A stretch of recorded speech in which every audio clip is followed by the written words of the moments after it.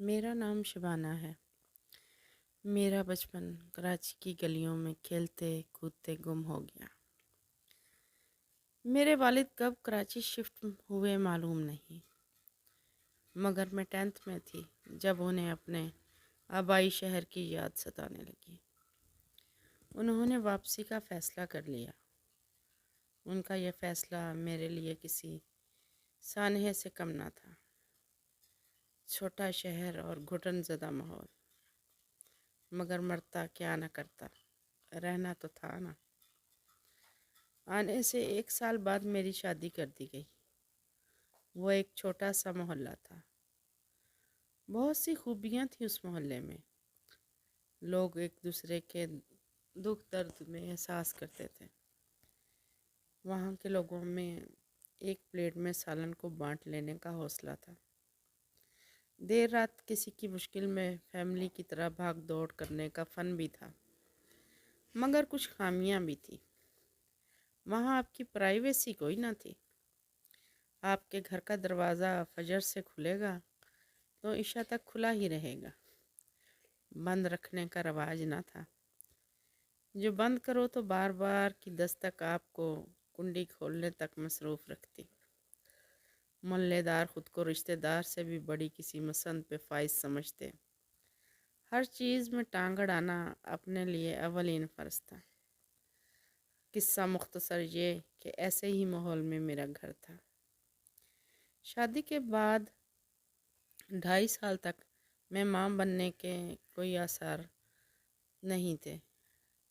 لوگ پوچھ پوچھ کے عاجز کر دیتے۔ مشوروں سے ناک میں دم تھا، مگر بقول لیڈی ڈاکٹر کے مجھ میں کوئی نقص نہ تھا۔ دیر تھی تو اللہ کی مرضی سے تھی۔ حالات ایسے تھے کہ کچھ لوگ مجھے ہجڑا پکارنے لگے تھے اور کچھ میرے شوہر کو دوسری شادی کا مشورہ دیتے ہوئے بھی نہ چوکتے۔ آخر اللہ پاک نے کرم فرمایا اور ماں بننے کی امید پیدا ہوئی۔ مجھے بیٹی کی بہت آرزو تھی، مگر اللہ پاک نے بہت خوبصورت بیٹے سے نوازا، جس کا جتنا شکر ادا کیا جاتا کم تھا۔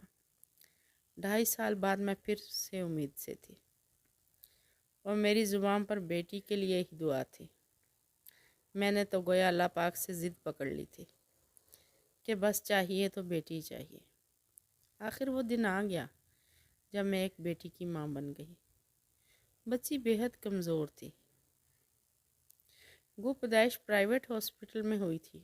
ڈاکٹر نے معائنہ بھی کیا، مگر اس نے ہمیں نہیں بتایا کہ بچی ڈاؤن سڈ کی بیماری کا شکار تھی۔ ہم بچی کے ساتھ گھر آ گئے، مگر میں حیران تھی کہ اس کو تو دودھ بھی پینا نہیں آتا تھا۔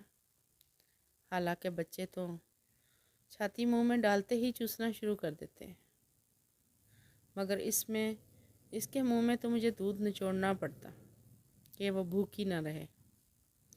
میرا بیٹا بچی کو دیکھ کے حیران تھا کہ یہ کیا چیز ہے۔ اس نے بچی کا ہاتھ اپنے منہ میں ڈال کے چبا دیا، مگر میں حیران تھی کہ وہ پھر بھی نہیں روئی، اور روئی تو بہت دیر بعد۔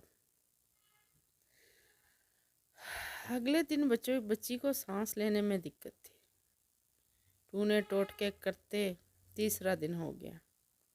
ہم اسے چائلڈ اسپیشلسٹ کے پاس لے گئے۔ اس نے مجھے بتایا کہ بچی نارمل نہ تھی، یہ ڈاؤن سڈ بچی تھی۔ میرے سر پہ گویا آسمان گر پڑا تھا۔ مجھے بچی کی بیماری بھول چکی تھی۔ آنسو کے تمتے نہ تھے۔ میں اس کو دیکھ دیکھ کے روتی جاتی۔ بیٹی سے جڑا خواب بڑی زور سے ٹوٹا تھا۔ ان کی چبھن ناقابل برداشت تھی۔